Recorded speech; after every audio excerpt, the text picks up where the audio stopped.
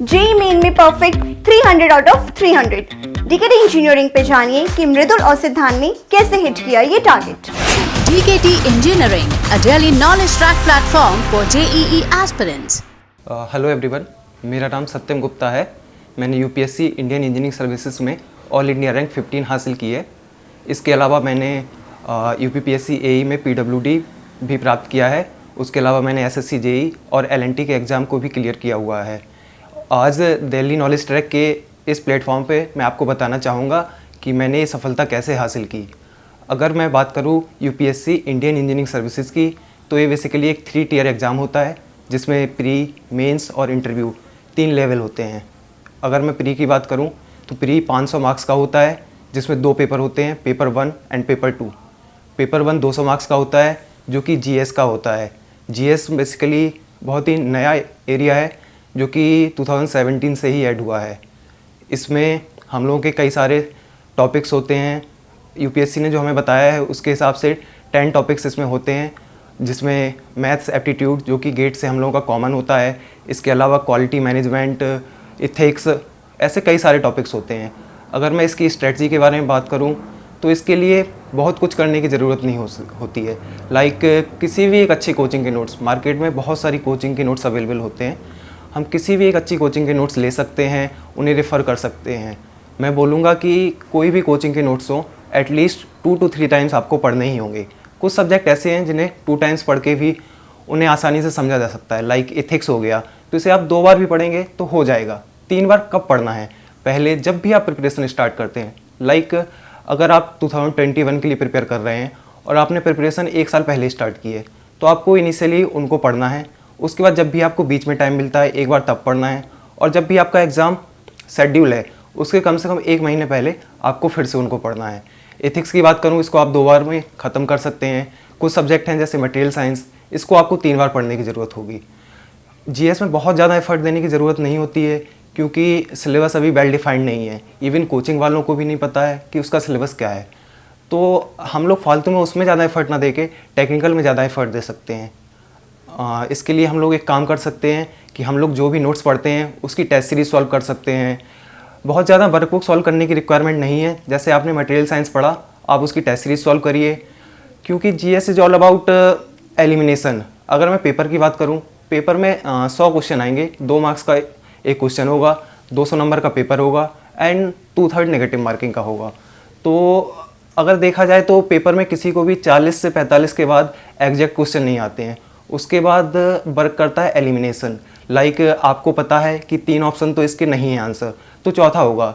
Like एक example लेता हूँ, जैसे कोई एक क्वेश्चन है कि ओजोन लेयर से रिलेटेड कौन है। उसमें कई सारी कन्वेंशन होंगी, रमसार कन्वेंशन और भी कन्वेंशन होंगी। अगर आपको 3 कन्वेंशन पता है ना कि ये ओजोन लेयर से रिलेटेड नहीं है, तो ऑब्वियसली चौथा ही आंसर होगा। That's quite simple. ऐसे ही जीएस में हम लोगों को एलिमिनेट करना होता है। एक और चीज़ जो जीएस में आपको ध्यान रखनी होगी, नंबर ऑफ अटैम्प्ट्स ज़्यादा होने चाहिए। एक सिंपल सी मैथमेटिक्स है, अगर आप 80 क्वेश्चन अटैम्प्ट करेंगे, इसका मतलब आपने 160 मार्क्स का अटैम्प्ट किया है, तो इसलिए आप 105 मार्क्स गेन कर लेंगे। लेकिन अगर आप 50 क्वेश्चन ही अटैम्प्ट करेंगे, मतलब आपने 100 मार्क्स का ही अटैम्प्ट किया है, तो ऑब्वियस बात है कि आपके 80, 90 इससे ऊपर मार्क्स नहीं आएंगे। इसलिए नंबर ऑफ अटैम्प्ट्स जीएस में ज़्यादा होनी चाहिए। रिस्क आपको लेना होगा। आपको वो क्वेश्चन भी अटैम्प्ट करने होंगे जिसमें थोड़ा सा डाउट है। कहीं ना कहीं ये बेनिफिट करता है। मैंने खुद ही किया था, इसलिए मैं आपको यही सजेस्ट करूँगा। अगर मैं पेपर 2 की बात करूँ, इसकी स्ट्रेटजी पेपर 2 से क्वाइट डिफरेंट है। इसका सिलेबस वेल डिफाइंड है। हाँ, 2017 के बाद इसके पैटर्न में थोड़ा चेंज आया है। पहले थ्योरेटिकल क्वेश्चन बहुत आते थे, अब न्यूमेरिकल क्वेश्चन बहुत आने लगे हैं। इस पेपर में 150 क्वेश्चन आते हैं, सेम पैटर्न है। 2 मार्क्स का एक क्वेश्चन होता है, -2/3 की नेगेटिव मार्किंग होती है। अगर देखा जाए तो इसके लिए अगर आपको एग्जैक्ट पता है तभी आप टिक करिए, नहीं पता है तो फालतू में नेगेटिव मार्किंग में मत जाइए। इसमें आजकल न्यूमेरिकल बहुत आने लगे हैं, तो इसके लिए मैं यही बोलूँगा कि आप कुछ बेसिक सी कैलकुलेशन याद रखिए, जैसे अंडर रूट हो गए, टेबल्स हो गई 20 तक की, स्क्वायर रूट हो गए, उसके बाद क्यूब रूट हो गए। अगर ये बेसिक आपको 10-20 तक के याद हैं तो आप आसानी से कैलकुलेशन कर सकेंगे। इसके अलावा टेक्निकल के लिए मैं बोलूँगा, जैसे कि नॉन टेक में बोला था, किसी भी एक अच्छी कोचिंग के नोट्स ले लीजिए, उन्हें अच्छे से पढ़िए। उसके अलावा टेस्ट सीरीज सॉल्व करिए। टेस्ट सीरीज में जहाँ भी डाउट आए उसको अपने शॉर्ट नोट्स में ऐड करिए। शॉर्ट नोट्स बहुत ज़रूरी होते हैं। कोई भी सब्जेक्ट आपने पढ़ा उसके शॉर्ट नोट्स बनाइए। शॉर्ट नोट्स के लिए आपको कभी कभी होता है कि शॉर्ट नोट्स हमारे बहुत लॉन्ग नोट्स बन जाते हैं, उसके लिए टेंशन लेने की कोई बात नहीं है। सबके साथ ऐसा ही होता है, पहली बार जब कोई सब्जेक्ट पढ़ता है तो उसको ऐसा ही लगता है कि मुझे तो ये भी याद नहीं रहेगा, मुझे ये भी याद नहीं रहेगा, मैं सब कुछ ऐड कर लेता हूँ। वैसा मेरे साथ भी हुआ था और जितने भी मेरे जानने वाले टॉपर्स हैं उनके साथ भी यही हुआ था। तो इसके लिए आप एक काम कर सकते हैं, पहली बार में जो नोट्स बनाएं सोच लीजिए कि वो लॉन्ग नोट्स ही हैं, एग्जैक्टली सिमिलर ही उसके हो गए हैं, आप उसमें हर चीज़ लगभग ऐड कर लीजिए। लेकिन जो भी फॉर्मूले हैं उनको आप अलग पेन से लिखिए, ताकि इन फ्यूचर जब आपको लगने लगे हाँ चीज़ें याद होने लगी हैं तो उसको आप अलग से मार्क करके रख लें, ताकि शॉर्ट नोट्स में आपको वही चीज़ आप पढ़ें जो लगता है हाँ फॉर्मूले हैं इनको पढ़ना है।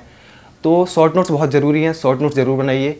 इसके अलावा टेस्ट सीरीज अच्छे से दीजिए, जो भी सब्जेक्ट पढ़ा उसका टेस्ट दीजिए, देखिए क्या कमी आप में है, कौन से नए फॉर्मूले हैं जो टेस्ट में आए हैं आपने नहीं पढ़े हैं उनको अपने उसमें ऐड करिए। अगर आपको लगता है पोस्टल कोर्स की किसी भी बुक से हाँ ये वाला टॉपिक मुझसे क्लियर नहीं है तो आप कोई भी स्टैंडर्ड बुक रेफ़र कर लीजिए। लाइक सॉइल मैकेनिक्स में मुझे बहुत डाउट थे, मुझे जो भी कोचिंग के नोट्स थे उनसे वो ज़्यादा समझ में नहीं आया, तो उसके लिए मैंने गोपाल रंजन बुक आती है उसको रेफ़र कर लिया और इससे मेरे काफ़ी डाउट क्लियर हो गए। तो आप ये कर सकते हैं।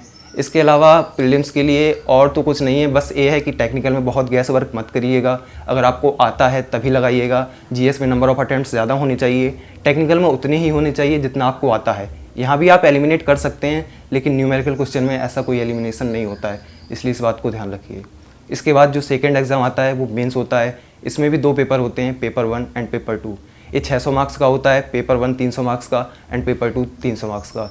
पेपर 1 में एक न्यूमेरिकल पोर्शन ज़्यादा आता है जिसमें आपको कैलकुलेशन करनी होती है, इसमें कैलकुलेटर अलाउ होता है, एक अच्छा बेनिफिट होता है, इसलिए आपको कैलकुलेशन कुछ याद नहीं रखनी होती है।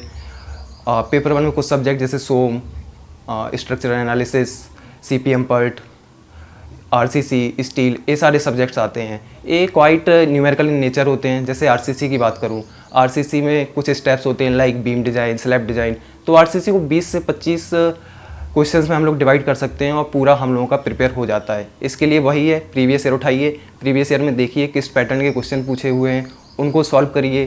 Previous year are bible for this part. अगर मेंस के लिए देखा जाए आप प्रीवियस ईयर सारा सॉल्व कर लीजिए, आपके बहुत अच्छे मार्क्स आएंगे। तो पेपर 1 के लिए तो वही है, न्यूमेरिकल इसमें ज़्यादा आते हैं, आप डेरिवेशन पे फोकस करिए, प्रीवियस ईयर में कौन कौन से न्यूमेरिकल पूछे हुए हैं, उनमें कौन सा फॉर्मूला अप्लाई हुआ है, उसका डेरिवेशन क्या है, इस पे फोकस करिए। अगर मैं पेपर 2 की बात करूँ, इसमें फ्लूइड मैकेनिक्स, इन्वायरमेंटल इंजीनियरिंग, ये वाले पोर्सन से क्वेश्चन पूछे जाते हैं। ये क्वाइट थ्योरेटिकल इन नेचर होता है, बट अगर मार्क्स की बात करूँ तो इसमें हम लोग ज़्यादा गेन कर सकते हैं एज़ कम्पेयर टू पेपर 1, क्योंकि पेपर 1 में अगर गलती होती है तो 20 मार्क्स के क्वेश्चन में डायरेक्ट आपको 2 नंबर या 0 नंबर ही मिल सकते हैं। लेकिन यहाँ थ्योरेटिकल नेचर ज़्यादा है, इसलिए अगर आप थोड़ी गलती करते भी है थ्योरी लिखने में तब भी 20 से आप 10 पे ही जाएंगे। इसलिए थ्योरी को लाइटली नहीं लेना है, आपको थ्योरी अच्छे से पढ़नी है, क्योंकि इस पेपर में नंबर हमेशा ही ज़्यादा आते हैं। अगर प्रीवियस ईयर का ट्रेंड देखा जाए या मेरे खुद के मार्क्स देखे जाएँ, मैंने पेपर 1 में अराउंड 190 मार्क्स स्कोर किया है, जबकि पेपर 2 में मेरा 240 के अराउंड स्कोर है। तो देखा जाए तो पेपर 2 एक स्कोरिंग पेपर होता है जो कि आपकी रैंक डिसाइड करने में हेल्प करता है।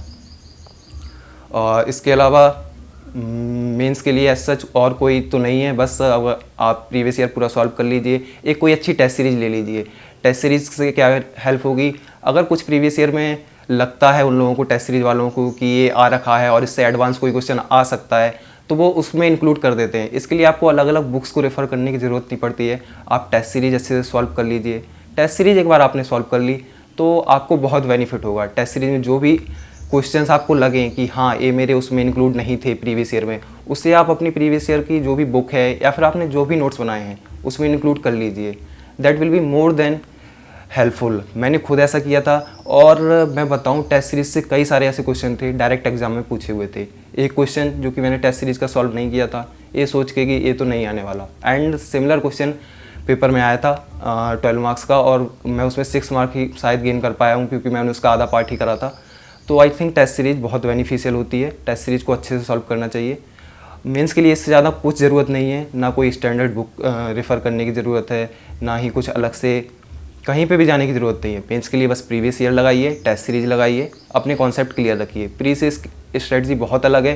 प्री में आपको बहुत सारे फॉर्मूले याद करने होते हैं, इसमें आपको कॉन्सेप्ट याद करने होते हैं कि कॉन्सेप्ट कैसे सॉल्व करना है। स्टील हो गया, स्टील में आपको डिज़ाइन के पार्ट में ज़्यादा जाना होता है, लेसिंग डिज़ाइन हो गई, बैटन डिज़ाइन हो गए, ये सब नया एरिया है जिससे अब पूछने लगे हैं। लाइक आरसीसी में देखा जाए वाटर टैंक, फुटिंग, ये सब पहले बहुत कम पूछा जाता था, लेकिन अब वाटर टैंक हो गया, रिटर्निंग वॉल हो गया, इनसे बहुत पूछने लगे हैं। तो इसके लिए आप वही कर सकते हैं, टेस्ट सीरीज़ में जो भी क्वेश्चन इनके आए वो सॉल्व करिए, जो पास्ट ईयर में पूछे हैं वो सॉल्व करिए।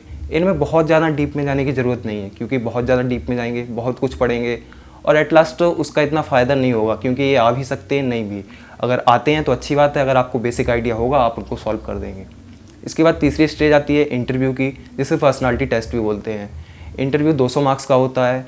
अभी तक जो भी स्टेज थी उनमें आपकी टेक्निकल नॉलेज बहुत अच्छे से चेक कर ली है, उन्हें पता चल चुका है कि आप बहुत ही अच्छे टेक्निकल में हैं, तभी आप प्री क्वालिफाई किए हैं, मेंस क्वालिफाई किए हैं।